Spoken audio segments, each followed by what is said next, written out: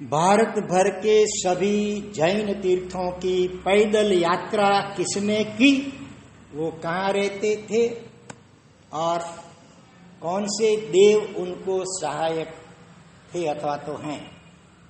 भारत भर के सभी जैन तीर्थों की पैदल यात्रा किसने की। किताब अभी कल लिखा हुआ है, हाँ देख करके नहीं बोलने का है, तो अभी नहीं चलेगा। बोलो किसी को याद हो तो। ऐसे ऐसे विशिष्ट व्यक्तियों के नाम तो याद रखना चाहिए। याद है? नवीन भाई गांधी नहीं, पैदल, वो पैदल नहीं करते हैं, यात्रा की है, पैदल नहीं की है।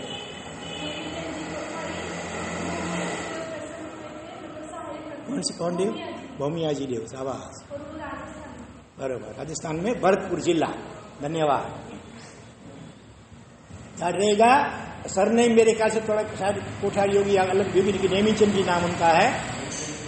राजस्थान में भरतपुर जिला है, वहां के वो निवासी, और उनको भौमियाजी देव की सहाय है। वो भौमियाजी देव का श्लोक बोलते हैं और उनके शरीर में प्रवेश हो जाता है, सूक्ष्म शरीर। ऐसा है। 2 बार हम मिले हुए हैं, एक बार पालिताना में, एक बार शायद संकेश्वर में मिले थे। प्रश्न नंबर 2।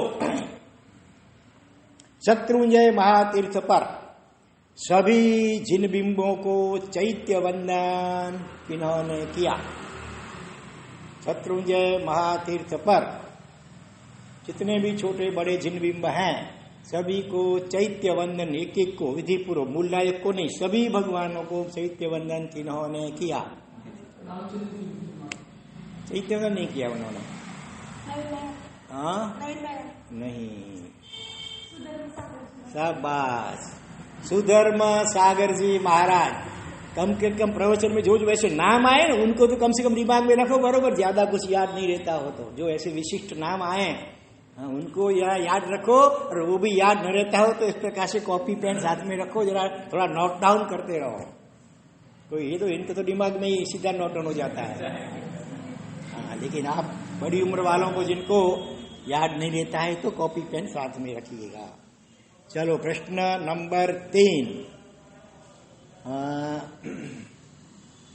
नवीन भाई गांधी का सबसे प्रिय तीर्थ राजस्थान में कौन सा है और वहां मूल नायक भगवान कौन है।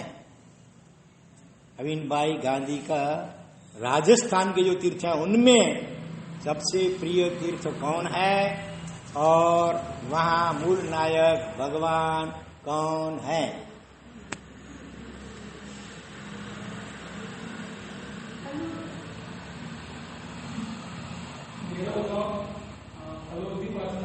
हाँ, क्या बेड़ा नहीं, बेड़ाऊ तो कच्छ में है।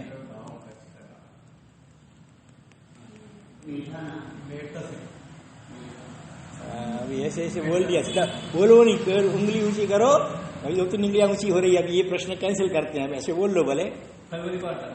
फलोदी नहीं, फल वृद्धि।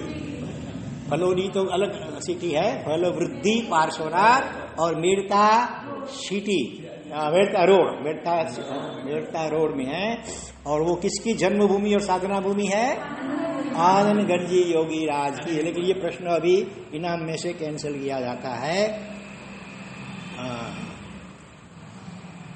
अभी अंतिम प्रश्न, निश्चय सम्यक दर्शन की क्या व्याख्या है? निश्चय सम्यक दर्शन की क्या व्याख्या है? उंगली ऊंची कीजिए जवाब देना हो तो। बोलो भारती जी। हाँ, नहीं वो तो बराबर उसकी व्याख्या। भाई तो पूछ रहा हूं मैं, निश्चय सम्यक दर्शन किसको कहते हैं, उसकी व्याख्या क्या? जिसको आत्मज्ञान होता है।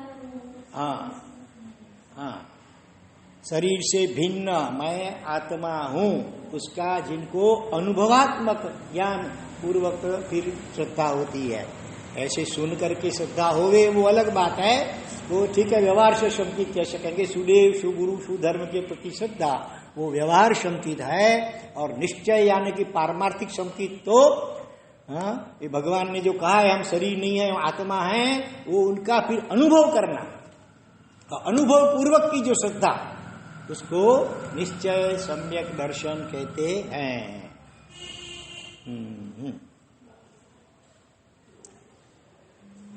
सभी भगवंत माने कि शत्रुंजय ऊपर भी और भी जिस जिस गांव में भी विहार करते हुए जाते हैं, छोटा गांव हो या बड़ा गांव शहर भी हो, वहां जितने भी जिनालय और जिन बिंब होते हैं छोटे बड़े, सभी को 3-3 खमा समान, 3-3 खमा समान कौन देते थे?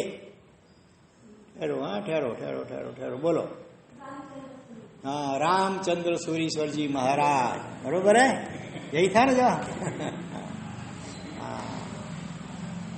अभी आप में से किसी ने थोड़ी शुरुआत की कि नहीं? नमो झीणानम, कम से कम यहाँ जितने भगवान हैं कम से कम नमो झीणानम। हाँ, कोई 3 खमासना दे, कोई 3 नहीं दे सकते, 1 खमासना भी दे सकते हैं, अथवा वो भी नहीं हो सकता है तो फिर नमो झीणानम, नमो झीणानम। हर एक भगवान को अलग अलग अलग अलग इस प्रकार से जो भी सुनो ना, उसमें थोड़ा सा भी कुछ अपने जीवन में अप्लाई करने की शुरुआत करो। चलो अभी आज का प्रवचन आगे बढ़ाते हैं। मेयज्जथुली बद्धो वयर ऋषि नंदी सेन सिंहगिरी कयवन्नो अस्कोसल पुंडरियो के शिखर कंदो। बरहेश्वर बाहुबली सज्जाए, जिसमें प्रातः स्मरणीय 100 जितने महापुरुष एवं महासतियों के नामोल्लेख है, उनमें से 9 महापुरुषों का जीवन चरित्र हमने देखा। 10वें माने कि अभी कौन सा चल रहा है? स्थूलीभद्र स्वामी का जीवन प्रसंग चल रहे हैं। हाँ, उसके 2 भाग हो चुके हैं, आज तीसरा अंतिम भाग अभी हम देखने जा रहे हैं। तो स्थूलीभद्र स्वामी कैसे काम विजेता थे वो हमने आगे देखा। रूप कोशाय ने कितने सारे 4-4 महीने प्रयास किए, फिर भी जरा सा भी विकार नहीं आया, क्योंकि एक तो गुरु कृपा का कवच ओढ़ करके गए थे, दूसरा वो उनकी दृष्टि कैसी हो गई थी? उपमा दी थी। हाँ, वो भी बरोबर, लेकिन और एक महीने उपमा एक्सरे दृष्टि हो गई थी, एक्सरे जैसी दृष्टि।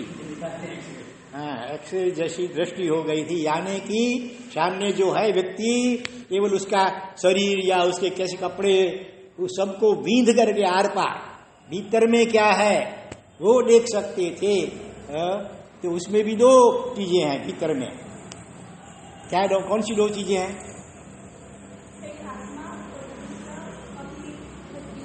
शाबाश। एक तो आत्मा, शरीर के भीतर क्या है? आत्मा। दिखते माने वो आंखों से दिखते नहीं थे, लेकिन शास्त्र चक्षु से और अपने अनुभव की सम्यक दर्शन द्वारा भी वो जाते समझते थे कि जैसा मुझे अनुभव हो रहा है अपनी आत्मा का, ऐसी पवित्र आत्मा सभी जीवों में रही हुई है। तो आत्मा की दृष्टि से सब पूरे थे। शरीर से कोई भी हो, पुरुष है, स्त्री है, छोटा है, बड़ा है, गरीब है, श्रीमंत है, वो सब एकदम गौण हो जाता था।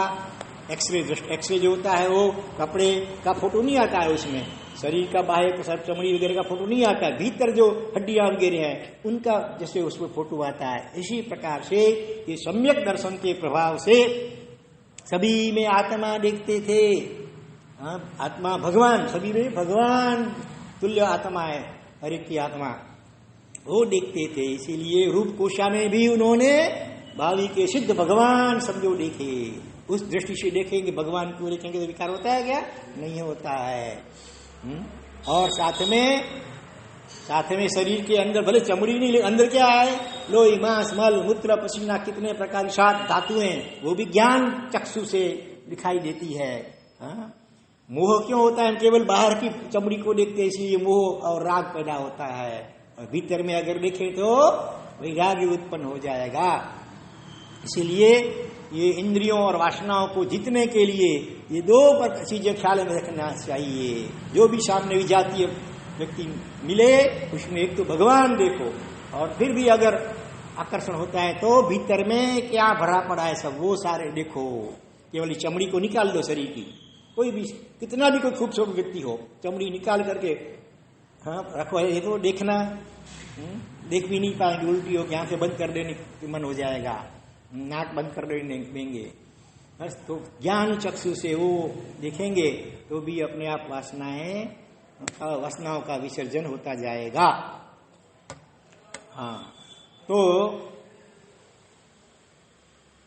स्थूलिभद्र स्वामी ऐसे काम विजेता थे, फिर भी जीवन में एक चूक कर गए। मोह राजा बड़ा चालाक है, भले अच्छे अच्छे महापुरुषों को भी कहीं न कहीं वो क्लीन बोल्ड कर देता है, आउट कर देता है।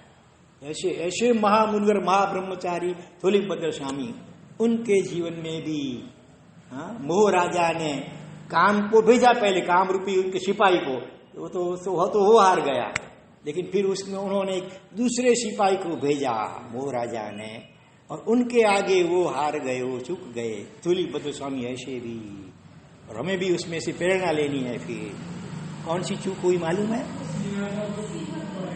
शाबाश शाबाश। उनकी जो 7 बहनें थी ना, यक्षा यक्षरीना भूता भूतरीना सेना वेणा रहना, वो उन्होंने भी दीक्षा ली थी अपने श्री भाई के साथ। तो एक बार वो अपने भाई महाराज को वंदन करने के लिए आई, गुरु महाराज संबुद्ध विजयेश्वरी को वंदन किया, फिर पूछा हमारे भाई महाराज कहाँ पर विराजमान है? उन्होंने कहा पास में गुफा है, वहां पर वो तुम्हारे भाई महाराज मिलेंगे, वो सातों वहां जा रही है। उधर उन्होंने अपने विशिष्ट ज्ञान, सुप्त केवली तो थे, तो विशिष्ट ज्ञान से स्थूलिभद्र स्वामी ने देख लिया, जान लिया कि मेरी बहन साध्वी जी आ रही हैं, तो जरा उनको भी पता चले है कि उनके भाई महाराज ने कि कैसी कैसी विद्याएं प्राप्त की है।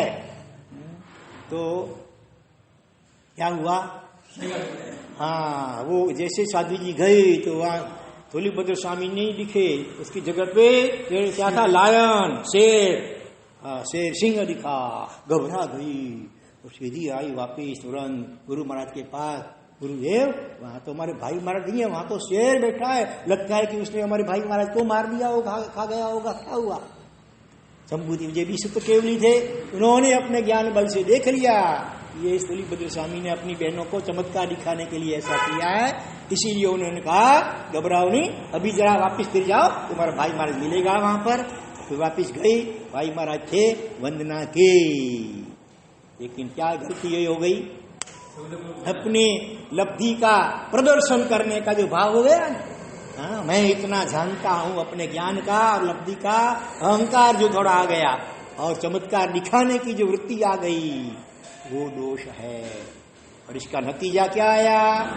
जब वापिस वो वाचनालय के लिए गए तो संबुद्धि विजय भद्रबाहु स्वामी भी थे, 7वें पाठे भद्रबाहु स्वामी, 8वें पाठे स्थूलिभद्र स्वामी। तो भद्रबाहु स्वामी जो 14 पूर्वधर थे अंतिम, वो नेपाल देश में, भारत की बॉर्डर पे नेपाल, वहां जाकर के सूक्ष्म महाप्राण ध्यान की साधना कर रहे थे।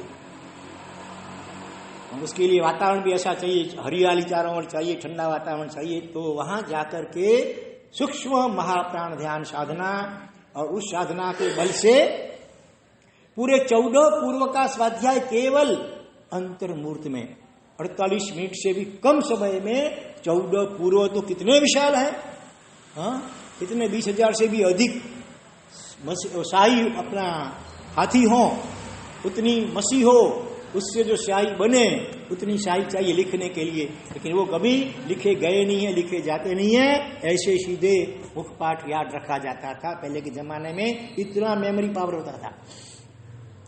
तो और सीधा भी और उल्टा भी, पश्चानुपूर्वी, जैसे नौकार का पश्चानुपूर्वी कैसे होता है? लंगमम इहो मंडप सिंगेश चरण लागम नौसणाप, ऐसे अक्षरों से रोका मुन चपम सोए रंगुसावस एलोमोन रंजा जावा उमोन रंजारियो आमोन रंधा सिमोन रंता हंग्री अमोन, अक्षरों से पूरा। तो 14 पूर्वों का स्वाध्याय सीधा भी और पश्चानुपूर्व से भी कर सकते थे। इतना क्षयोक्षम ध्यान का देखो कितना बल है। हमारे आत्मा की शक्ति है, मन के द्वारा वो व्यक्त होती है, इसलिए मनोबल भी, आत्मबल कहो, मनोबल कहो, अचिंत्य शक्ति है। आज भी कोई कोई ऐसे होते हैं जो 2-2.5 मिनट में पूरी पक्की माला गिन लेते हैं, 100 माला एक ही बैठक पे गिनने वाले भी ऋषभदास जी, और भी शशिकांत मेहता थे राजकोट वाले, हसमुख भाई थे मुंबई कालकेश्वर में रहने वाले, हाँ, 100 माला पक्की नवकार महामंत्र की एक ही बैठक पे, तो करीब 2.5 मिनट में एक पक्की माला हो जाती है। तो रोज के अभ्यास से स्पीड इतनी बढ़ जाती है। और मन इतना एकाग्र हो जाता है, कोई दूसरा विकल्प बीच में नहीं आता है, उसमें तन्मय हो जाता है। तो ऐसे वो ध्यान साधना कर रहे थे, तो फिर 14 पूर्व दूसरे किसी को याद नहीं थे। तो संघ ने, सकल श्रमण संघ ने मिलकर के उनको संदेश भिजवाया, कृपा करके आप इधर गुजरात साइड में या इधर आइए भारत में, तो दूसरे महामुनिवरों को भी आप पढ़ाइए, क्योंकि दूसरे किसी को अभी 14 पूर्व तो याद नहीं है पूरे, हाँ, और नहीं तो फिर आपके साथ उनका विच्छेद हो जाएगा। तो उन्होंने पहले तो संदेश जवाब दिया कि मैं अभी मेरी सूक्ष्म महाप्राण ध्यान की साधना चल रही है, अधूरी है, वो यहीं पर हो सके ऐसे संयोग हैं, इसलिए अभी तो मैं नहीं आ सकता हूं। फिर उन्होंने सभी श्रमण श्रावक संघ नहीं, साधु समुदाय, उन्होंने पूछाया कि जो श्रमण संघ की आज्ञा का पालन न करे उसको क्या क्या किया जाए। तो उन्होंने कहा ऐसे तो प्रायश्चित अथवा संघवार किया जा सकता है, लेकिन श्रमण संघ मेरे ऊपर अनुग्रह करे और ऐसे विशिष्ट जो मेधावी साधु हों, इनकी याद शक्ति स्मरण शक्ति तेज हो, पढ़ने में एकदम जो होशियार हों, उनको मेरे पास भिजवाओ। तो यहाँ पर मैं उनको ये 14 पूर्व की वाचना भी दूंगा, पढ़ाऊंगा भी, और साथ में मेरा कार्य जो है सूक्ष्म प्राण ध्यान का वो भी होता रहेगा। फिर ऐसे 500 साधु मेधावी प्रखर बुद्धिशाली, उनको श्रमण संघ ने वहां भिजवाया नेपाल। रोज 7 बार पढ़ाते थे, 7 वाचनाएं, समझो 1 घंटे की या पौने घंटे की जो भी होगी एक वाचना, ऐसे 7 बार पाठ देते थे। और मोढ़े याद, मुख याद रखना है, किताबें नहीं थी उस वक्त में। तो धीरे धीरे धीरे धीरे क्या हुआ, अवसर पर निकाले थे, स्मृति थोड़ी थोड़ी कम हो जाती है, तो धीरे धीरे 500 में से कम होते गए। इतना वो पाठ कर नहीं पाते थे, इतना कंठस्थ करके सुनाओ तो फिर दूसरा नया पाठ मिले, लेकिन वो अगले दिन का पाठ ही कंठस्थ पूरा नहीं कर पाते थे। अगले दिन के व्याख्यान के मुख्य मुख्य मुद्दे भी अपने को याद नहीं रहते हैं, तो वहां तो अक्षरों से पूरा कंठस्थ करना था। तो धीरे धीरे धीरे साधु पढ़ने वाले कम होते गए। आखिर में लास्ट में अणनम विकेट, जिसको विकेट की भाषा में कहें अणनम बैट्समैन कोई, वो कौन रहे बाकी? स्थूलीभद्र स्वामी। इतनी उनकी याद शक्ति थी, 12 साल तक उषा के पास रहे, फिर भी देखो अभी गुरु कृपा का प्रभाव, चमत्कार देखो कि वो अंतिम समय तक टिक सके। इतनी उनका क्षयोग क्षमता, स्मरण शक्ति तेज थी, फिर भी यहाँ चूक हो गई। मोह राजा ने ऐसी ज्ञानी, ऐसे संयमी महाब्रह्मचारी महामुनिवर स्थूलीभद्र स्वामी, उनसे भी चूक करवा दे। कंदर्प को जीत लिया, लेकिन दर्प के आगे हार गए।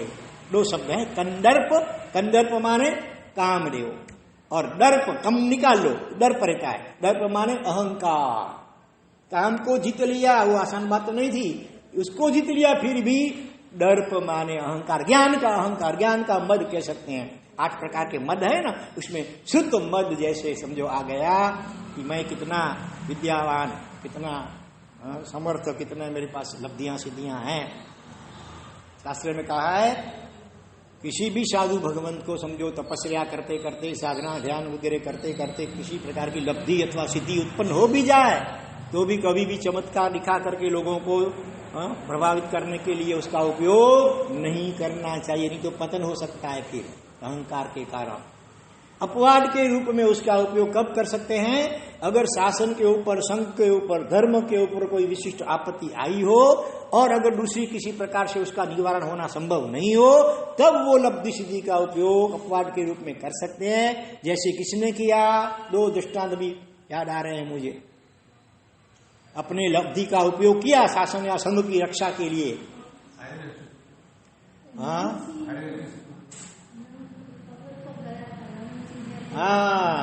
वो विष्णु कुमार मुनि, नमूची प्रधान, जो सभी साधुओं को मारने के लिए तैयार हो गया था, सभी मेरे राज्य में से अभी 7 दिन के अंदर निकल जाओ, खुद चक्रवर्ती बन बैठा था 7 दिन के लिए वरदान मांग करके, और इतना विशाल राज्य से 7 दिन में, चौमासे में कैसे निकले सब साधु साधी। बहुत समझाया गया, किसी प्रकार से नहीं माना वो। तब फिर वो विष्णु कुमार महामुनि, जिनके पास वैक्रिय लब्धि थी, वो मेरू पर्वत के ऊपर साधना कर रहे थे किसी जंगल में, बगीचे, वहां उसे उनको बुलाया गया। इन्होंने भी आकर के प्रेम से शांति से बहुत समझाया, नहीं माना तो आखिर उन्होंने क्या किया, अपनी वैक्री लब्धि का उपयोग किया। 1 लाख उसने कहा, मजाक मस्करी की महाराज साहब की, ऐसा करो मैं 3 कदम आपको जमीन देता हूं।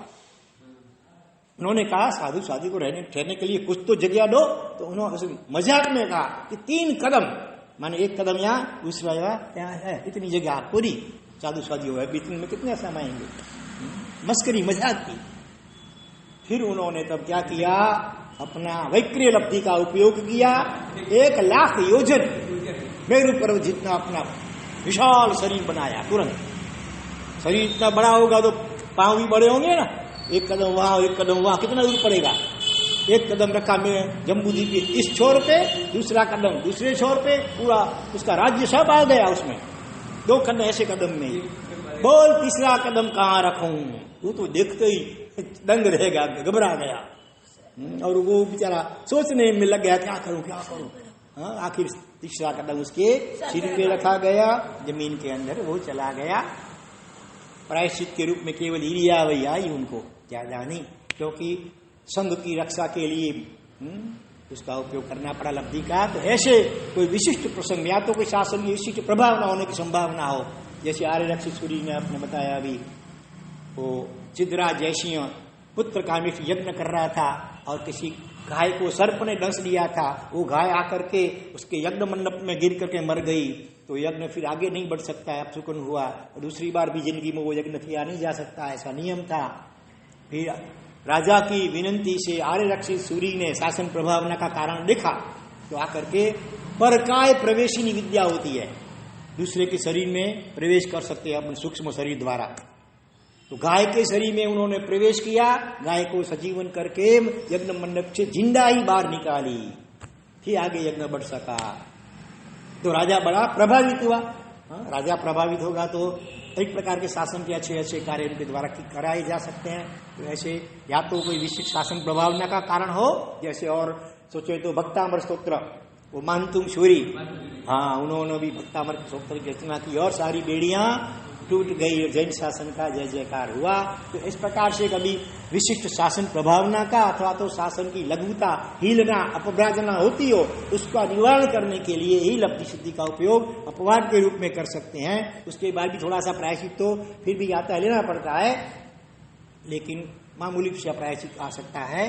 तो इसके सिवाय चमत्कार दिखाने के लिए कभी किसी लब्धि सिद्धि का उपयोग अथवा ज्योतिष विद्या माने कोई जानते हो उसका उपयोग भी सांसारिक मुहूर्तों के लिए कभी नहीं किया जा सकता है। हमारे गुरुदेव ने हमको जब ज्योतिष विद्या सीखने का ये आज्ञा अनुज्ञा दी, लेकिन उसके साथ प्रतिज्ञा दी कि किसी प्रकार का सांसारिक मुहूर्त वगैरह किसी को बताना नहीं। हमारा सब दुकान शुरू करनी है, जरा देखो ना कब करूं, शादी करनी है लड़के की, जरा कब करूं देख के जरा बताओ ना, वो हम बता सकते नहीं है, आपको पूछना भी नहीं चाहिए। शास्त्र में यहां तक है, जिनारे जिन मंदिर बंधाना उसका जो खातमुहूर्त करना हो, शिलान्यास करना, उसका मुहूर्त भी साधु नहीं बता सकते। वो ब्राह्मण ज्योतिषी जो गृहस्थ पंडित होते हैं, उन्होंने जो मुहूर्त दिया हो उसमें कहीं कुछ गड़बड़ या गलती तो नहीं है ना, उसको केवल हम चेक कर सकते हैं। निकालने के दूसरे पंडित गृहस्थ, हम खाली उसको वेरीफाई कर सकते हैं, इतनी छूट है। क्योंकि इसमें भी आरंभ समारंभ तो है ना, होता है, तो उसमें हम निमित्त बन जाते हैं, मुहूर्त देते हैं, तो इतनी सूक्ष्म बात है जिन शासन की है। तो यहाँ पर कंदर्प को हरा दिया, लेकिन दर्प के आगे खुद हार गए। तो वापस जब वासनाली ने गए तो गुरु महाराज वाले भद्रबाहु स्वामी ने ना कहा बस आगे के 4 पूर्व हैं, तो बड़े मंत्र बड़ी विद्या लब्धियां सिद्धियां वगैरह उसमें हैं, वो अभी आपने जो चमत्कार दिखाया, इसी लगता है कि वो आप पचा नहीं पाएंगे। बाकी के जो 4 पूर्व है ना, उनमें जो गूढ़ और सूक्ष्म जो बातें हैं उसको आप नहीं पचा पाएंगे। इसीलिए अभी ओम शांति। फिर सकल संघ ने, साधु वगैरह ने मिलकर के विनती बहुत अनुनय किया कि इनको नहीं कहेंगे तो फिर 4 पूर्व बिल्कुल विच्छेद हो जाएंगे, तो कृपा करके आप इनको 4 पूर्व दे दो। तब उन्होंने केवल 4 पुरों दिए, बाकी के 4 पुरों लेकिन केवल सूत्र रूप में दिए, उसका रहस्य, उसका अर्थ वगैरह नहीं समझाया। हाँ, ऐसी बात है। तो ये शूलिभद्र स्वामी का जीवन चरित्र, उसमें अभी और एक प्रसंग बाकी है कि वो रूप कोषा जो थी पार्वतधारिणी शाविका बन गई है और उसने संकल्प कर लिया है कि राजा अगर किसी पुरुष के ऊपर प्रसन्न होकर के मेरे पास भेजेगा तो उसके साथ मैं रहूंगी, लेकिन इसके सिवाय जगत के सारे पुरुष मेरे लिए पिता, भाई और बेटे समान है, ऐसा संकल्प कर लिया था। और एक बार कोई ऐसा रथकार उसके ऊपर राजा प्रसन्न हुए और रूपकोषा के पास भेजा है, और रूपकोषा को प्रसन्न करने के लिए रथकार ने अपनी कला दिखाई। क्या कला दिखाई मालूम है? कितना? एक आपको, हाँ, दूर आम का पेड़ था, बहुत सारे फल लगे हुए थे। तो रथकार ने क्या किया, वो धनुर्धार था, तीर लगाया, वो एक आम में चुभ गया।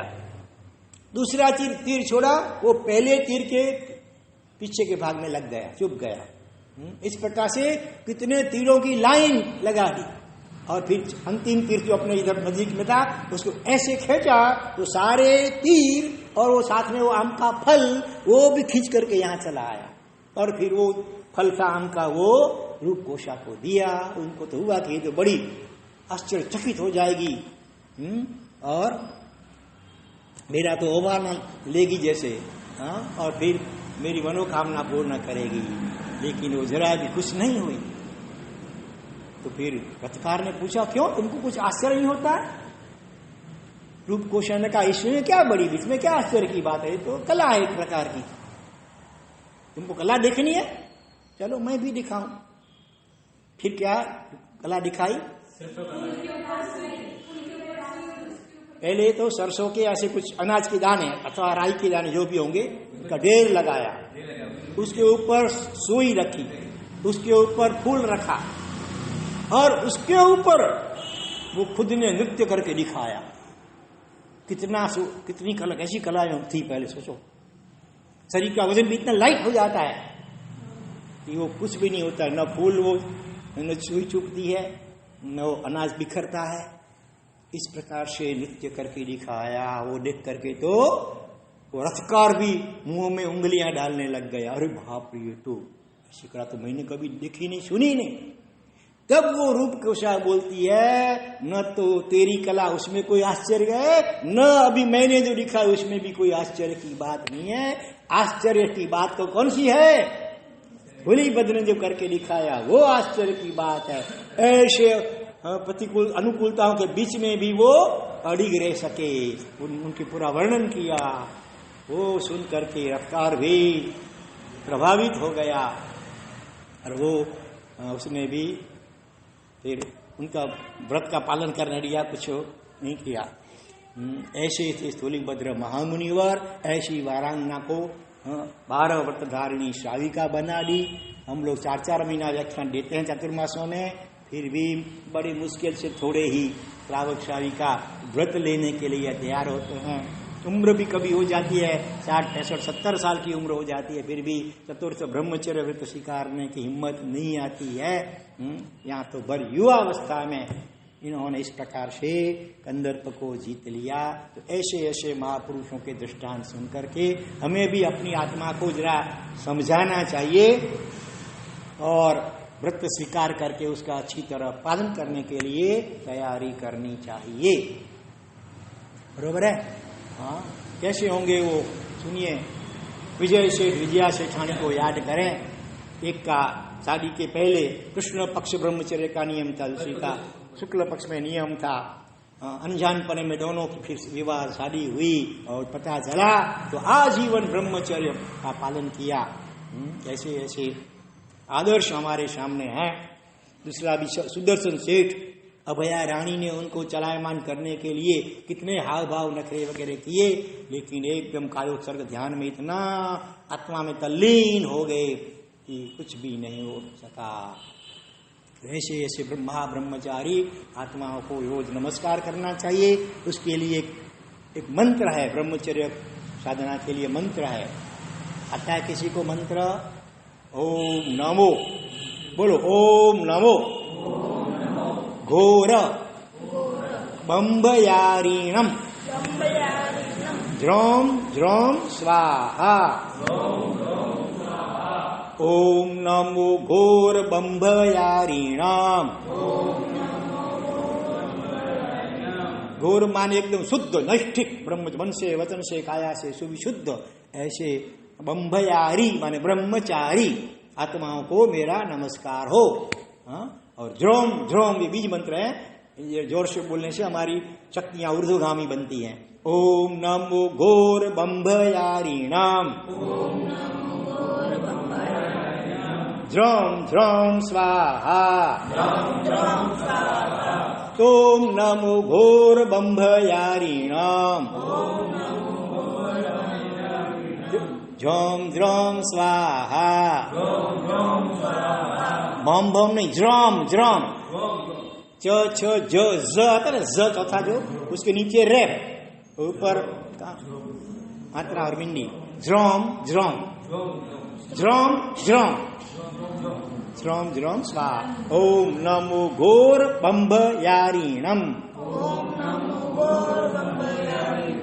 ज्रोम ज्रोम स्वाहा। ओम नमो घोर बंभयारीणाम ज्रोम ज्रोम स्वाहा। ओम नमो घोर बंभयारीणम ज्रोम ज्रोम स्वाहा। ओम नमो घोर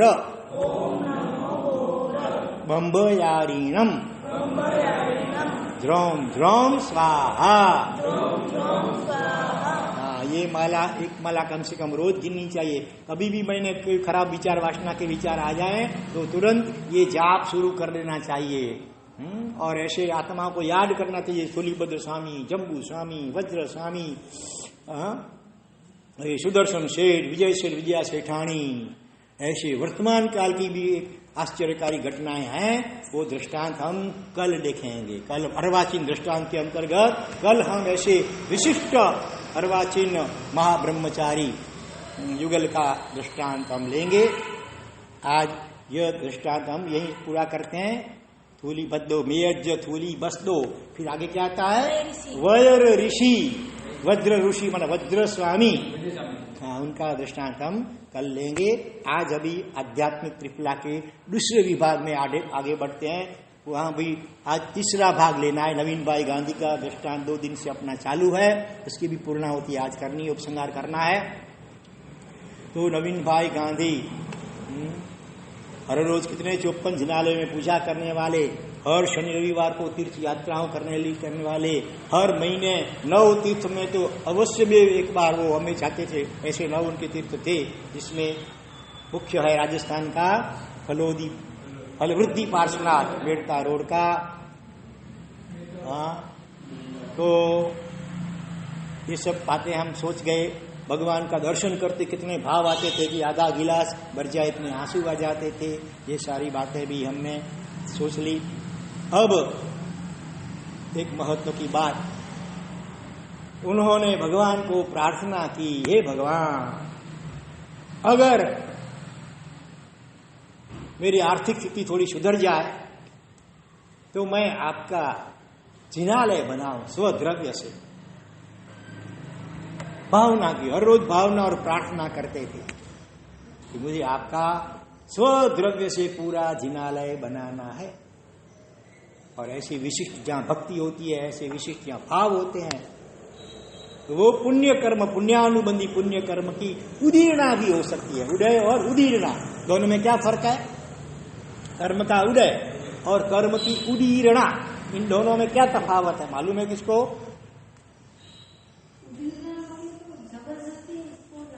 शाबाश, भारती बहन का अच्छा अभ्यास है। देखो, अपने आप समय आने पर जो कर्म उदय आते हैं, कल कर्म जो फल दिखाते हैं, उनको कर्म का उदय बोलते हैं। और प्रयास करके जो भविष्य में फल देने वाले थे, उदय में आने वाले, उनको आज अभी उदय में लाए, उनको कर्म की उदीर्णा कही जाती है। वो पाप कर्म की भी उदीर्णा हो सकती है, पुण्य कर्म की भी उदीर्णा हो सकती है। वैसे कोई पाप कर्म भविष्य में उदय आने वाले थे, लेकिन ऐसे भाव ऐसे परिणाम किए तो आज जल्दी उदय में आ गए। ऐसे जो पुण्य कर्म भविष्य में कभी इस जन्म में अगले जन्म में उदय में आने वाले थे, ऐसे अच्छे देवशाय भाव किए तो आज उदय में आ गए, तो उसको कर्म की उदीर्णा ख्याल में रखना है। उदय और उदीर्णा का डिफरेंस क्या है? तो इतने विशिष्ट भाव होते हैं, तो कभी कभी ऐसा भी हो सकता है कि पुण्य कर्म का उदय अथवा उदीर्णा भी हो सकती है। तो उनकी जो भावना थी ना, तो यादृशी भावना तादृशी सिद्धि। जैसी हमारी भावना प्रबल होती है ना, तो देर अभी सवेर वैसा हो जाता है। तो धीरे धीरे उनकी आर्थिक स्थिति सुधरती गई। जो पहले 12-14 साल तक पद्मावती माता की आराधना विटामिन एम के लिए ही करते थे मुख्य रूप से, फिर भी कुछ सुधार नहीं हो पाया था। लेकिन जैसे वो देवाधिदेव परमात्मा उनकी भक्ति में जुड़े, वो विटामिन एम का भी वो लक्ष्य नहीं था, भाव, बस भगवान की भक्ति में भाव आना चाहिए, निस्वार्थ भाव से जो भक्ति की, तो वैसा पुण्यानुबंधी पुण्य उदय में आ गया कि उदीर्णा में आ गया कि देखते ही देखते उनकी आर्थिक स्थिति सुधरती गई। और वो जहां रहते थे नारायणपुरा के विजयनगर में, उससे थोड़े दूर दूसरा एक उपनगर है प्रगति नगर, जिसका नाम है, क्या नाम है? प्रगति नगर। तो वहां नई नई जैन सोसाइटी बसी थी, तो वहां जिनालय की जरूरत थी। तो किसी प्रकार से वो बात उड़ती उड़ती इनके कानों में आई कि प्रगति नगर में जिनालय की जरूरियात है। तो वो सामने चल करके ट्रस्टियों के पास गए, प्रगति नगर की ट्रस्टियों के पास, और प्रस्ताव रखा, विनती की नम्रता से कि मैंने सुना है आप लोग यहाँ जिनालय बनाने का सोच रहे हैं। उन्होंने कहा तो मेरी एक नम्र विनती है कि पूरा जिनालय बंधवाने का और उसकी प्रतिष्ठा महोत्सव करवाने का लाभ मुझे दीजिए। संघ तो चकित रह गया, ऐसे ऑफर को कौन मना ना करेगा। 6 वर्ष बड़े संघ ने उनको इजाजत दी और पूरा शिखरबद्ध जिनालय उन्होंने स्वद्रव्य से, तो पूजा भी शायद स्वद्रव्य से कितने करने वाले होंगे क्या मालूम, तैयार माल मिलता है तो चलता है, तो पूरा जिनालय स्वद्रव्य से बनाया अकेले ने। और साथ में उन्होंने एक छोटी सी शर्त रखी, क्या, मैं यहाँ परमानेंट ट्रस्टी रहूंगा। लोग तो ऐसी रखते हैं शर्तें, ऐसी कोई शर्त नहीं थी। इस जिनालय जब तक मैं जिंदा हूं तब तक इस जिनालय में जो भी चीजें की जरूरत होगी, छोटी या बड़ी, सभी का लाभ मुझे देना।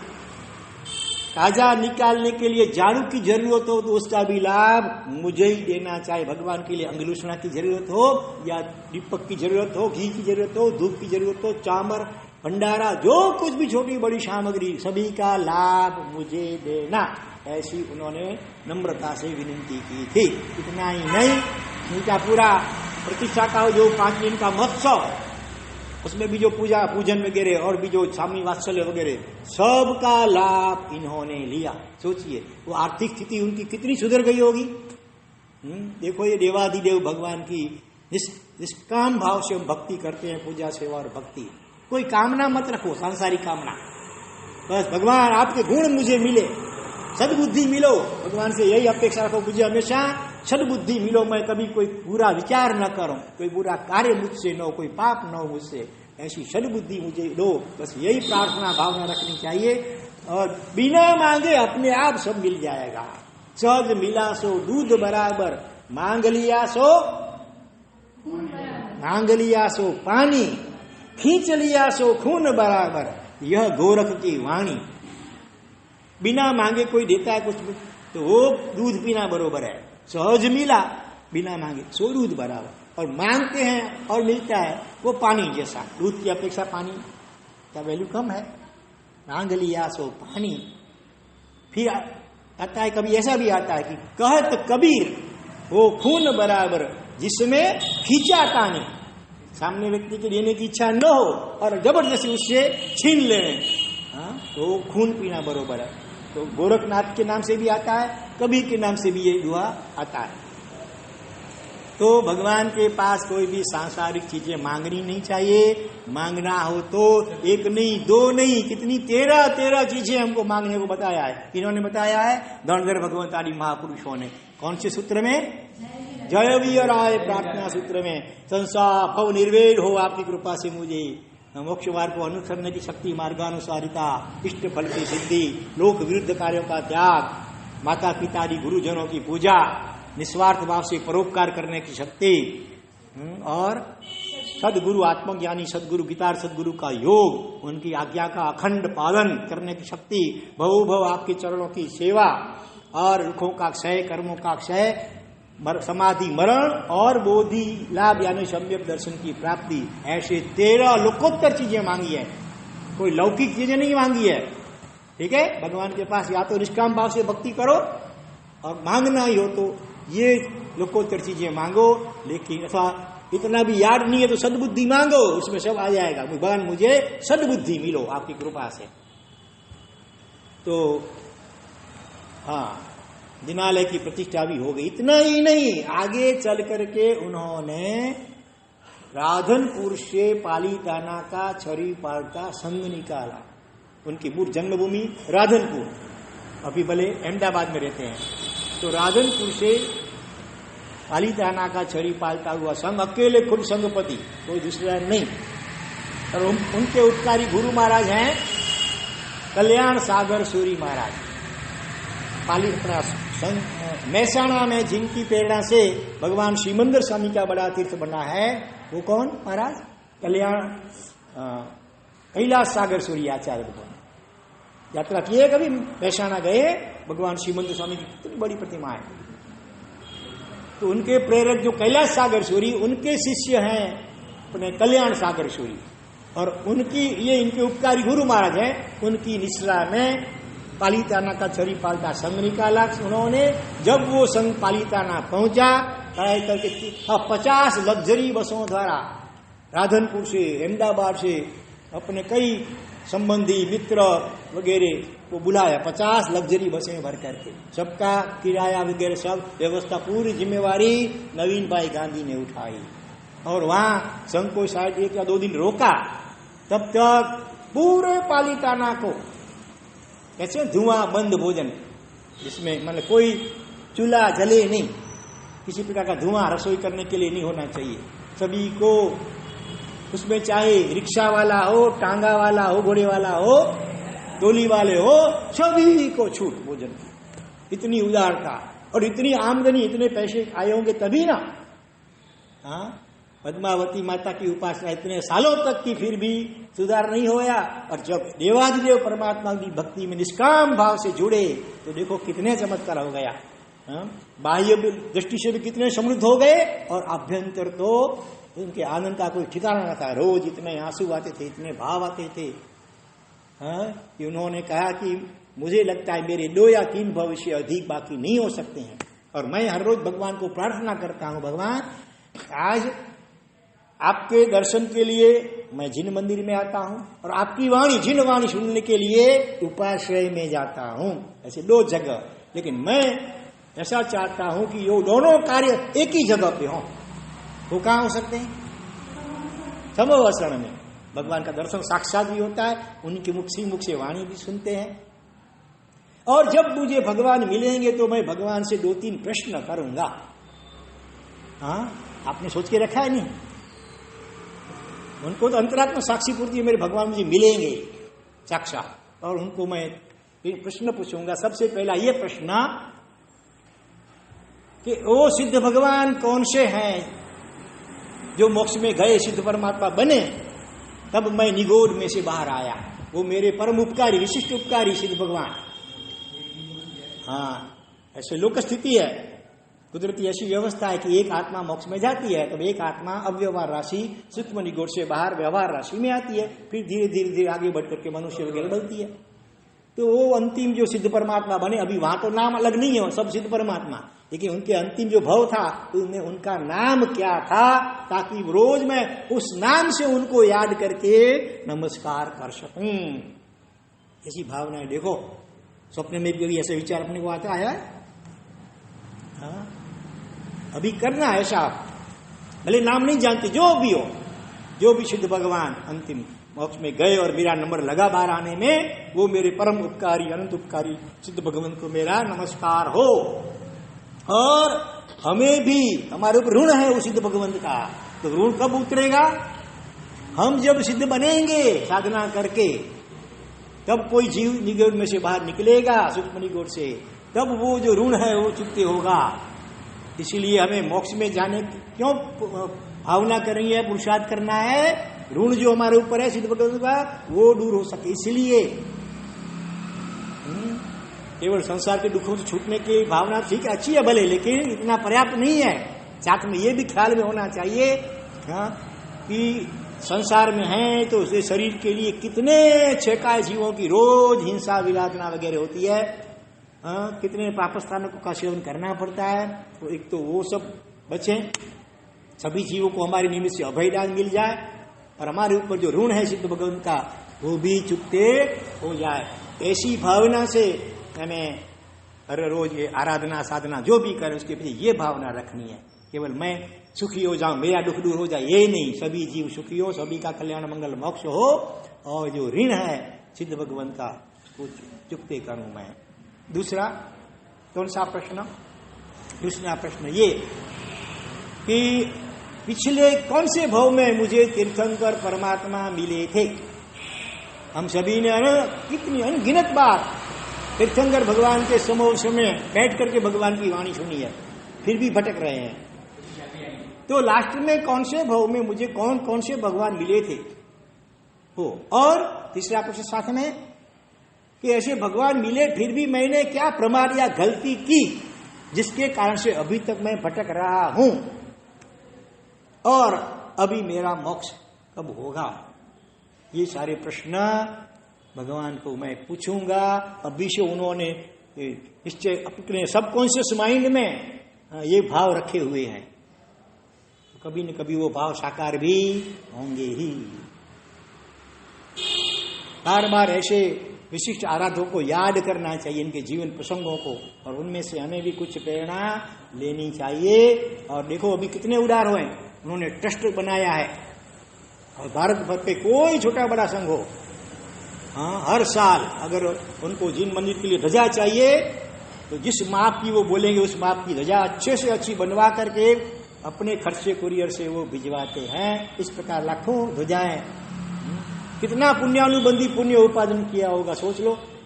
भारत भर के सभी जैन तीर्थों की यात्रा, पूजा, सेवा, हर महीने 9 जिन मंदिरों की तीर्थों की यात्रा, और हर शनि रविवार को भी तीर्थ यात्रा, और 54 जिनालयों में हर रोज भाव पूर्वक पूजा। कितना अच्छा, कितना अच्छा। अनुमोदना अनुमोदना अनुमोदना अनुमोदना अनुमोदना अनुमोदना अनुमोदना। और हमें भी एक से अधिक जिन मंदिरों की पूजा का भाव भी रखना चाहिए हर रोज। अगर हो सके तो ठीक है, नहीं हो सकते तो सप्ताह में एक बार, 15 दिन में या महीने में एक बार भी दुनिया में जितने भी जिन मंदिर है उनकी पूजा और दर्शन यात्रा वगैरह का भाव रखना चाहिए। बरोबर है। कल हम अर्वाचीन दृष्टांत में ब्रह्मचर्य के विषय पर एक सत्य घटना, ऐसे तो करीब 2-3 मुझे मेरे सामने याद आ रही है, क्रमशः एक के बाद एक लेंगे। और अभी तीसरा विभाग आज के प्रवचन का क्या है? प्रश्नोत्तरी। कल का प्रश्न कौन सा था? निश्चय सम्यक दर्शन किसे कहते हैं? बरोबर ना। इसके पहले क्या प्रश्न था कि हमने इतनी बार चारित्र लिया फिर भी हमारा मोक्ष क्यों नहीं हुआ? इसका जवाब आया कि भाई सम्यक दर्शन प्राप्त नहीं किया था, यानी कि शरीर से भिन्न मैं आत्मा हूं, उसकी अनुभूति, स्वानुभूति जिसको बोलते हैं, वो निश्चय सम्यक दर्शन की प्राप्ति नहीं हुई थी। इसीलिए चारित्र का अच्छा पालन किया तो उससे पुण्य बंधा, उसके कारण स्वर्ग मिल गया, सदगति हुई, लेकिन मुक्ति नहीं हो पाई। वो तो अपनी आत्मा का अनुभव करेंगे तभी समझ लो कि वो मोक्ष का पासपोर्ट है, वीजा है। सम्यक दर्शन यानी कि स्वानुभूति। इसलिए इस जन्म में भी हमें यही लक्ष्य रखना है, जो भी आराधनाएं करते हैं उसके पीछे कि मुझे कैसे जल्दी से जल्दी शरीर से भिन्न आत्मा का अनुभव हो। उसके ही अनुसंधान में आज के प्रश्न कुछ ऐसे हैं कि आत्मा क्या होती है, आत्मा का स्वरूप क्या होता है, आत्मा कहाँ रहती है, आत्मा के कैसे रूप रंग वगैरह हैं, इत्यादि प्रश्न आज आत्मा के विषय में हम सोचेंगे। बोल भाई, आत्मा कहाँ रहती है? हेलो, सुना है कभी? नहीं सुना है? कोई बात नहीं, अब ध्यान से सुनना, बरोबर याद रखना। हाँ देखो, वो बताएगी, तुमसे छोटी है तो नहीं बोलो। बड़ी है, बड़ी। आत्मा कहाँ रहती है? अपने शरीर के अंदर। शरीर तो इतना बड़ा है, तो कहाँ उसमें? हार्ट में रहती है, दिमाग में रहती है, कहाँ रहती है आत्मा? कौन बोलेंगे? सुरेंद्र भाई बोलो। पूरे शरीर में, पूरे शरीर में व्याप्त है। ज्यों तिल भीतर तेल है, ज्यों चकमक में आग, तेरा प्रीतम तुझ में जाग सके तो जाग। ज्यों तिल भीतर तेल है। तिल होता है, तिल, हाँ, तो तेल निकलता है। उसके कौन से हिस्से में तिल होता है? ऊपर, नीचे, दाएं बाएं, पूरे तिल होता है। उसी प्रकार आत्मा भी पूरे शरीर में व्याप्त है। जीव चकमक में आग, जैसे पत्थर आते हैं उनको घिसते हैं तो आग निकलती है, उसमें भी हर जगह पे होती है आग अंदर, समझ लो। अथवा फूल होता है, उसमें सुगंध हर जगह होती है। उसी प्रकार से ये पूरे शरीर में आत्मा व्याप्त है, लेकिन उसमें थोड़ा सा अपवाद है। पूरे शरीर में भी कुछ कुछ हिस्से ऐसे हैं जहां पर आत्म प्रदेश नहीं होते हैं। वो कौन से प्रदेश? शरीर के कौन से हिस्सों में आत्मा के प्रदेश नहीं होते हैं? बोलो। क्या बात। हमारे नाखून और केश, बाल, उनके अग्रभाग में वो आत्मा प्रदेश नहीं होते हैं। इसलिए कैंची से बाल को काटते हैं तो दर्द या पीड़ा या कुछ मालूम नहीं होता है। नाखून काटते हैं नेल कटर से तो भी पीड़ा नहीं होती है, लेकिन उसके मूल में, बाल के भी मूल में लोच करो तो पता चले, हाँ तो दुख होता है। माने कि उसके मूल में आत्मा प्रदेश है। नाखून के भी मूल में कभी ज्यादा कट गया तो पीड़ा होती है, लेकिन उसके अगले छोर में आत्मा प्रदेश नहीं होते हैं। इसके सिवा और भी कौन सी जगह पे आत्मा प्रदेश नहीं होते हैं? हाँ, सुरेंद्र भाई ऐसे कहते हैं, मुंह में जो खाली जगह है, मुंह में, नाक में, कान में, पेट में, पूरे शरीर में जहां जहां वैक्यूम अथवा खाली जगह है, हाँ, जहां खून मांस वगैरह नहीं है, खाली जगह है, वहां भी आत्मा प्रदेश नहीं है। बाकी के पूरे शरीर में आत्मा व्याप्त है। बरोबर है? बराबर याद रखोगे ना? अच्छा, तो आत्मा का रंग कौन सा है? लाल, पीला, काला, सफेद, जामुनी, आत्मा का कौन सा कलर है? अनुमान, बड़े सुना नहीं है, अनुमान से देखो आत्मा है, आत्मा तो महान है, भगवान आत्मा से परमात्मा तुल्य है, तो काला तो रंग नहीं हो सकता उसका। हाँ?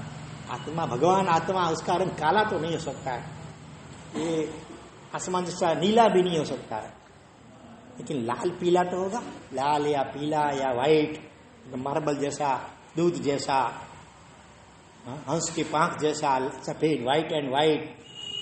बोलो। आत्मा अरूपी, जिसको रूप नहीं है, रंग नहीं है, कलरलेस, कलर कोई नहीं है। बरोबर है? आत्मा कोई कलर नहीं है। स्फटिक जैसा भी नहीं कह पाएंगे, स्फटिक तो थोड़ा फिर भी थोड़ा सा पारदर्शक है वाले। आत्मा का कोई रूप ही नहीं है। स्फटिक पड़ा होगा तो भी देख सकते हैं अपन, भगवान की प्रतिमा स्फटिक के दर्शन तो होते हैं ना, लेकिन आत्मा को माइक्रोस्कोप से देखने की कोशिश करेंगे तो भी आत्मा दिखेगी नहीं। पूरे शरीर में व्याप्त होते हुए भी आत्मा दिखाई नहीं सकती। चक्षु से, कभी आंख से आत्मा किसी ने दिखी नहीं है, तो दिखी जा भी सकती नहीं है, क्योंकि आत्मा का कोई रूप नहीं है। तो जो रूप न हो बिल्कुल, फिर भी हो, ऐसा हो सकता है क्या? बिना रूप वाली कोई चीज तुमने कभी कहीं सुनी है?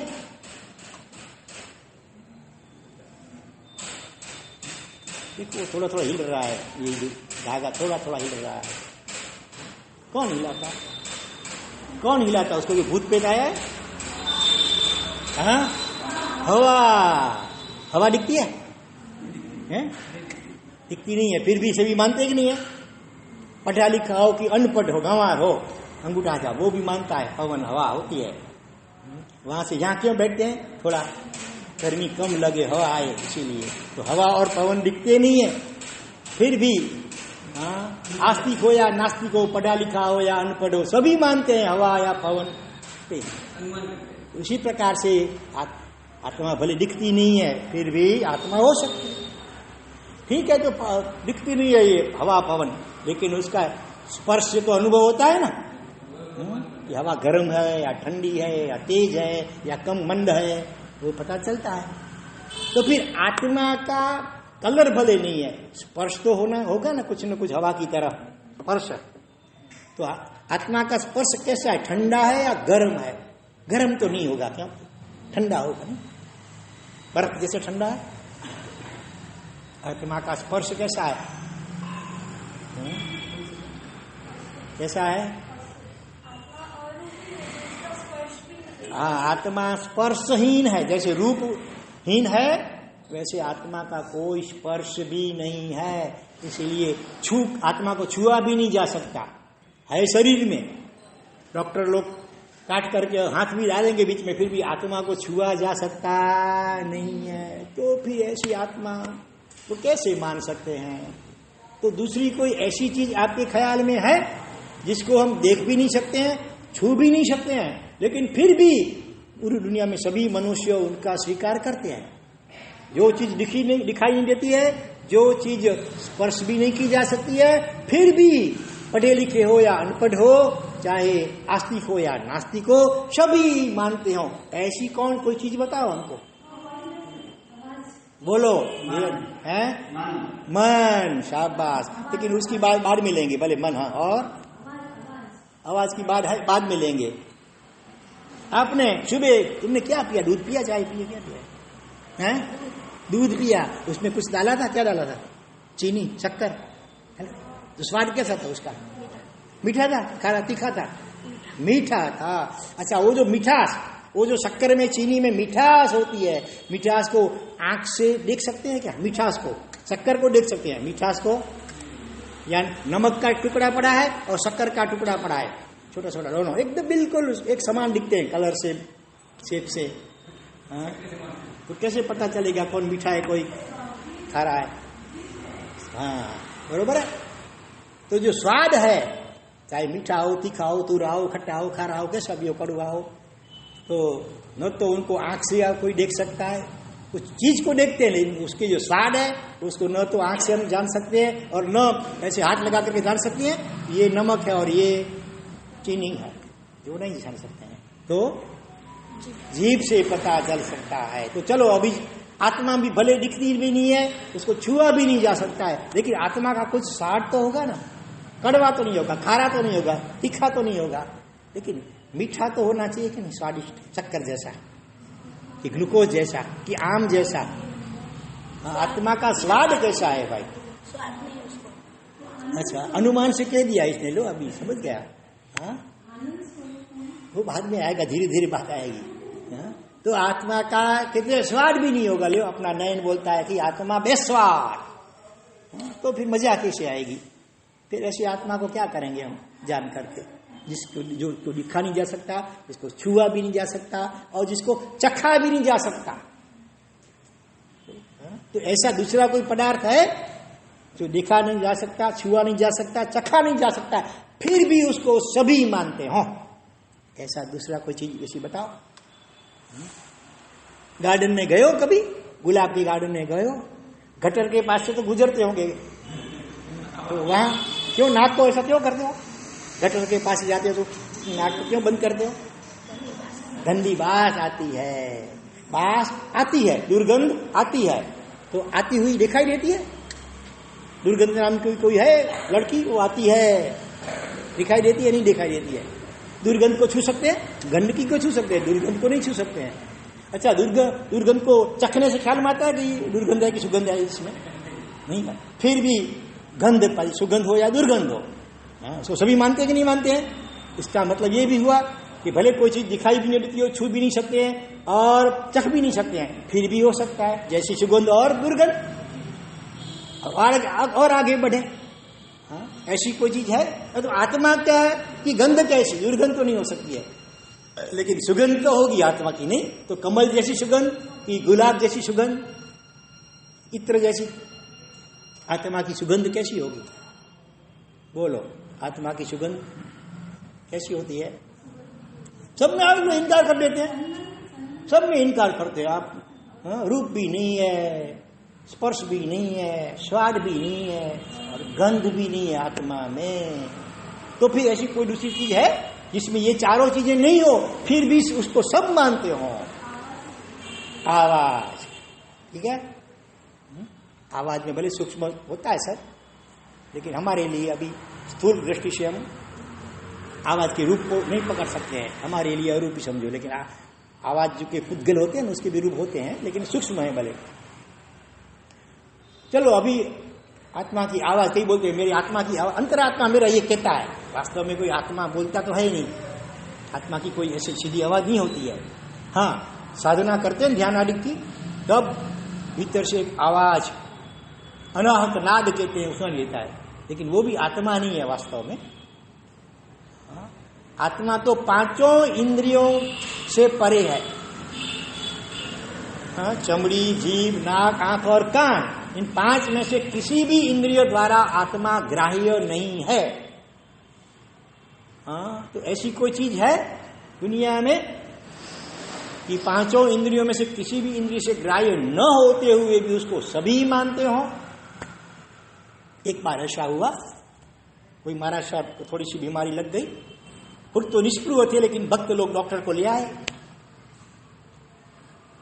डॉक्टर जरा जवान था, थोड़ा नास्तिक था, उसने जरा पूछ लिया, महाराज साहब ये छोटी उम्र में, जवानी की उम्र में मौज मजा करने के बजाय ये आपने ऐसा कठिन ये दीक्षा, ये चारित्र दीक्षा क्यों ले लिया?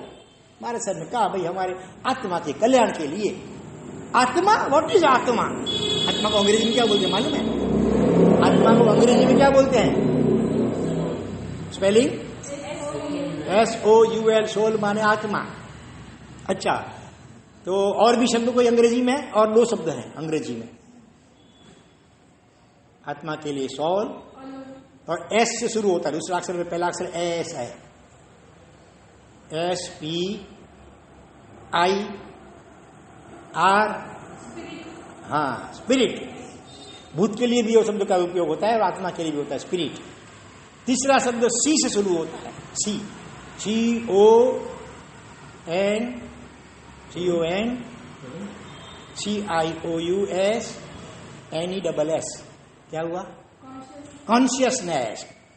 कॉन्शियसनेस में से जागृति का उपयोग आत्मा के लिए भी कभी कभी प्रयोग होता है शब्द का। मुख्य शब्द सोल है। उर्दू भाषा में मुसलमान लोग भले परलोक को नहीं मानते हैं, फिर भी वो आत्मा को मानते हैं, उसके लिए कौन सा शब्द प्रयोग करते हैं? क्या निकल गई इसकी, क्या निकल गई? रूह। उर्दू भाषा में रूह शब्द है। तो इस प्रकार से अंग्रेजी में, उर्दू वगैरह भाषाओं में भी आत्मा के लिए शब्द हैं। हमारे देश में एक आत्मा, और कौन सा शब्द दूसरा? चेतन, जीव वगैरह शब्द का उपयोग होता है। तो किसी भी इंद्रिय से आत्मा ग्राह्य नहीं है। तो दूसरा कोई उदाहरण बताओ कि किसी भी इंद्रिय से ग्राह्य न होते हुए भी सब मानते हैं। हाँ, तो वो डॉक्टर ने कह दिया महाराज साहब को, महाराज साहब आत्मा तो कुछ नहीं है, ये सब हम्बग बात है, ठंडे पौर के गप है। हम लोग तो, मैं तो सर्जन डॉक्टर हूँ, कितने दर्दियों का ऑपरेशन मैं करता हूँ, कितने का हार्ट फेल हो जाते हैं, ऑपरेशन करता हूँ, पूरा चीर फाड़ करता हूँ, पोस्टमार्टम करता हूँ, फिर भी अगर आत्मा होती शरीर में तो कभी मुझे या किसी भी डॉक्टर को तो दिखाई दे देती। लेकिन आज तक हमने कभी किसी ने भी आत्मा शरीर में देखी नहीं है। इसीलिए ये सब हम्बग है और फोगट ऐसी आत्मा के लिए आपने ये दीक्षा ली और तप करते हैं, विहार करते हैं, लोच करते हैं, सब छोड़ दो महाराज ये। अथवा हो तो मुझे बताओ महाराज साहब, आत्मा है तो बताओ। तो महाराज सर ने कहा आत्मा को जरूर बताऊं, लेकिन एक बात ऐसी, आत्मा तो बड़ी विशिष्ट अद्भुत चीज है, वो जिस किसी को तो नहीं दिखाई जा सकती, लेकिन जो बुद्धिशाली हो, प्रखर बुद्धिशाली, उसको मैं दिखा सकता हूं आत्मा। अरे महाराज साहब, बिना बुद्धि के मैं थोड़ा डॉक्टर बन सकाऊंगा। मेरे फ्रेंड सर्कल में तो सभी कहते हैं कि मेरी बुद्धि बड़ी शार्प है, ये बड़ा इंटेलिजेंट है, ऐसा बोलते हैं ना बुद्धिशाली को, इंटेलिजेंट। हाँ, अच्छा, बहुत बुद्धि आप में, ऐसा सब कहते हैं ना। तो ऐसा करो, थोड़ा सा सैंपल हमको दिखाओ तुम्हारी बुद्धि का, थोड़ा सा सैंपल हाथ में दिखाओ मुझे, देखूं जरा बुद्धि कैसी है। अरे महाराज कैसी बात करते हैं, बुद्धि कैसी हथेली में दिखाई जा सकती है? वो तो अनुमान लगाया जा सकता है, कोई भी कठिन कार्य हो वो भी आसानी से कोई हल कर सकता है। तो समझते हैं अनुमान से कि इसमें ज्यादा बुद्धि है। हमारे साथ आत्मा की भी यही बात है भाई, आत्मा कोई हथेली में दिखाई जा सके ऐसी चीज नहीं है, लेकिन उसका भी अनुमान हो सकता है और अनुभव भी हो सकता है। आत्मा का अनुमान और अनुभव दोनों हो सकते हैं। अनुमान कैसे हो सकता है? जैसे कोई कार जा रही है दूर से, हम देखते नहीं अंदर कोई ड्राइवर है कि नहीं है, फिर भी अनुमान से समझते हैं ना कि ड्राइवर होगा, क्योंकि अपने आप अच्छी तरह मुड़ती, जहां टर्न लेना हो टर्न लेती है, एक्सीडेंट नहीं होता है, तो उसमें ड्राइवर जरूर होना चाहिए। ये कार है, हमारी शरीर जो है कार है, और ड्राइवर कौन है? अंदर आत्मा है। अभी बोलते हैं, हंसते करते हैं, जैसे आत्मा निकल गई कि अचानक क्या हो गया, कोई कहते हार्ट फेल हो गया। अरे हार्ट फेल हो गया तो दूसरा हार्ट लगा लो। आज तो साइंस कितना आगे बढ़ गया है, हर चीज का ऑपरेशन होता है, दूसरा हार्ट लगा दो। कोई कहता है सांस निकल गई। अरे सांस निकल गई तो ऑक्सीजन की नलियां तो नाक में पड़ी रहती है, और फिर भी वो कैसे सांस निकल गई, लगा दो दूसरा ज्यादा ऑक्सीजन, सांस भर दो उसमें। ऐसा हो सकता है? नहीं हो सकता है। ऐसा एक भी उदाहरण है कि मरने के बाद, हाँ, कोई आदमी मरा ही नहीं, जिंदा ही रहा, हजारों लाखों सालों से जिंदा अभी है कोई ऐसा, करोड़ों सालों से। मावड़ी से में होते हैं, भले आयु लंबी होती है वहां की, उनको भी एक दिन जाना मरना पड़ता है। तीर्थंकर, चक्रवर्ती, गणधर सबको जाना पड़ता है। तो वो शरीर में आत्मा होती है, तब तक भले 90-100 साल की उम्र हो जाए तो भी सब बराबर ठीक चलता है। तो आत्मा निकल जाती तो 25 साल का लड़का कोई गुजर गया, मर गया, उसी घंटों में शरीर विकृत हो जाता है ना, फूल जाता है, जल्दी जला दो, जल्दी निकालो, काढ़ो रे काढ़ो एने सहू कही जाने जन्म्यो जन तोरे एक दिवस एवो। सोचो, आदमी कोमा में भी होता है ना कभी, तो भी उसके शरीर में जो भी डालते हैं लिक्विड गलियों से, वो भी ठीक से उसका खून मांस बनता रहता है, गंध नहीं आती, दुर्गंध नहीं आती है। कितने महीनों तक कोमा में पड़ा रहा है, बिल्कुल बेहोश, फिर भी आत्मा अंदर में है, तब तक कोई शरीर से दुर्गंध वगैरह नहीं होती है। जैसे आत्मा निकल गई, कुछ ही घंटों में शरीर विकृत होने लग जाता है। तो आत्मा कैसी अद्भुत चीज होगी, सोचो। हाँ? दूसरा एक डॉक्टर, उसी ने भी ऐसा ही सवाल किया। तो महाराज साहब ने उनको पूछा, डॉक्टर एक बात पूछो, तुमको कभी सिर दर्द या पेट में दर्द होता है क्या? हाँ होता है महाराज साहब, डॉक्टर हुए तो क्या हुआ, डॉक्टरों को भी कभी बीमारी लग सकती है, कभी सिर दर्द, कभी बुखार, कभी पेट दर्द हो सकता है, इसमें क्या है। महाराज साहब आपको सही बताओ, अभी भी मेरे दांत में बहुत दर्द हो रहा है। अच्छा, तो ऐसा करो ना, तुम्हारा दर्द मुझे दे दो, हम तो साधु संत हैं, साधु संत तो दयालु होते हैं, सभी के दुख, तो दे दो तुम्हारा दर्द हमको। तो महाराज साहब कैसी बात करते हैं, दर्द कोई थोड़ा ऐसे किसी को ऐसे निकाल करके दिया जाता है, तो महसूस किया जाता है, अनुभव किया जाता है, एक्सपीरियंस होता है, तो किसी को दिया नहीं जाता है। महाराज साहब बस वही बात तो हम भी कहते हैं, जो आत्मा जो है ना, उसका भी अनुभव होता है, अनुमान से भी समझ सकते हैं, और एक्सपीरियंस आत्मा का होता है। जैसे सुख दुख, कोई कहते हैं मैं बहुत दुखी हूं, लाओ तुम्हारा दुख दिखाओ कैसा है, बहुत थोड़ा दिन हमको भी दे दो, दिया जा सकता है? नहीं, अनुभव होता है, महसूस होता है, एक्सपीरियंस होता है, सुख का, दुख का, प्रेम का, अनेक प्रकार की इच्छाएं, वो सब अनुभव होती आती हैं। उसी प्रकार से आत्मा भी अनुभव गम्य है, इंद्रिय गोचर नहीं है, मन से भी आत्मा ग्राह्य नहीं है, इंद्रियों से तो नहीं, इतनी सूक्ष्म आत्मा है। वस्तु जितनी सूक्ष्म, उसकी ताकत इतनी अद्भुत होती है। देखो इलेक्ट्रिसिटी वायर में होती है कि नहीं होती है? तोड़ेंगे तो दिखेगी इलेक्ट्रिक, वायर को ऐसे टुकड़ा करो दिखेगी अंदर से, इलेक्ट्रिसिटी देखी है कभी? नहीं देखी। करंट नहीं देखा, इलेक्ट्रिक का करंट, प्रकाश को देखते हैं लेकिन करंट को नहीं देखा जा सकता है। लेकिन छू जाए तो कितनी शक्ति, खून सूस देता है थोड़ी सेकंडों में तो। हाँ, जितनी वस्तु सूक्ष्म उतना उसकी ताकत, अणु बम छोटा होता, अणु कहते हैं, अणु